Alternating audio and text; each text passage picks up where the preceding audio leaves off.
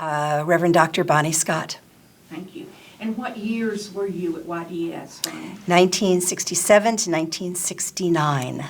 When you were looking at Divinity School as a woman, what made you choose YDS? It's an interesting story. I come from a very strong Yale family. My grandfather, all my uncles, my father, my mother was one of the early graduates of Yale Law School, my cousins, and so Yale was the only one I applied to. I also applied to Oxford University in England and was accepted there. And I wrote Yale and said, would I be able to put it off a year so I could be in England? And Yale said no. So I came to Yale. All right. And I came because of the professors. I came because I always wanted to be a minister. And I just felt that this was the right place to be. But what did you find most unexpected when you got here? How much fun it was to sit in the refectory and talk to everybody about the very things I've always been interested in and never had it combined in one place. Did you come from a single-sex school or a mixed-sex school? I went to a boarding school that was all women, which taught us that women can do everything a man can do, and I certainly had that from my mother. I went to a co-ed school in Chicago, and I was the only religion major in the college. Okay.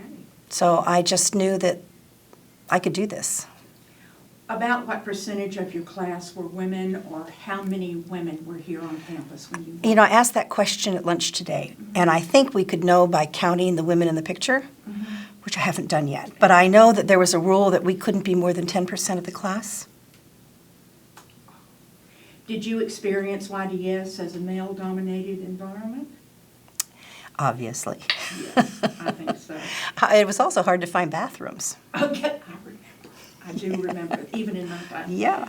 Were there women role models, either faculty or staff? No. Here? No. There Paige, were, one thing to keep in mind, when she answers your question, Yeah. if possible, try to encourage them to answer the question in a complete sentence. oh, Okay. no, I haven't done Thank that. you. Sorry. Thank you. I Keep in actually mind. just forgot we were being filmed and Right, started right. chatting. I'm sorry. Are we being filmed or not? Yes. we Okay. are. Yeah. You were planning for ordination. Did your denomination ordain women at that time? I was United Church of Christ, and it did. But at that time, it didn't do it without a BD or an MDiv. And I had gotten an M.A.R. because I was getting married and had children. But I did go for ordination several years later. But I had to go through the whole process again of taking practically another year. And Dean Noyce was very helpful in doing it and finally wrote a letter saying I had an MDiv equivalency. Because Yale at that time, I don't know if it's true today, but they would only give 1 degree. So you couldn't get an M.A.R. and a BD. So that's how I did it. Yeah, it was complicated, but I was determined. Do you think being a woman impacted your experience here? Absolutely.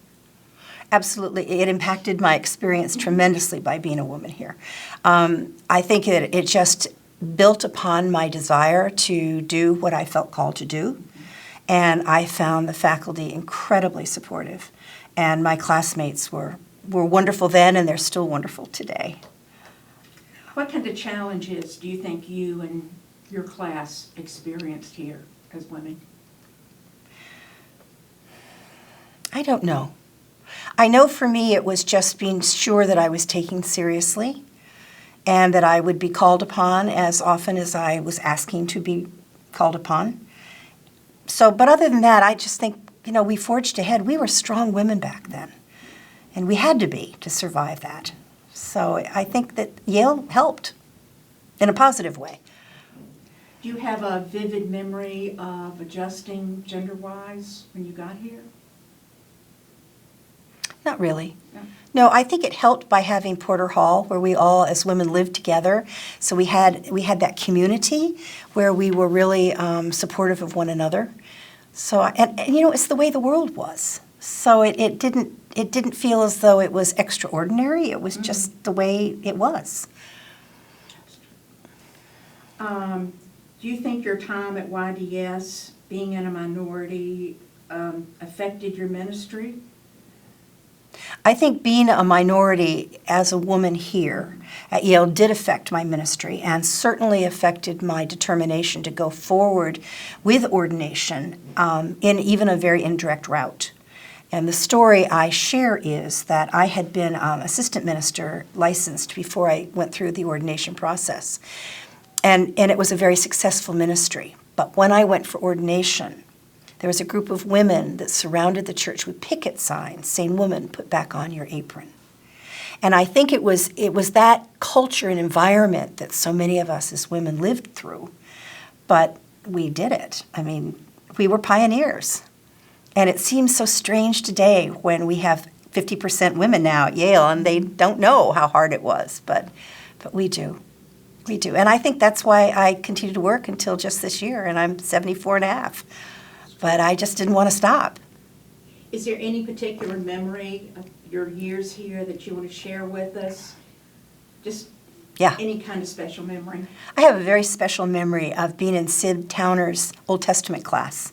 And he was one of our favorite professors here. And in fact, he didn't get tenure, and we did a huge uprising that we were so angry that he didn't get tenure and then left. But he was a very inspiring professor, and I was in an Old Testament class.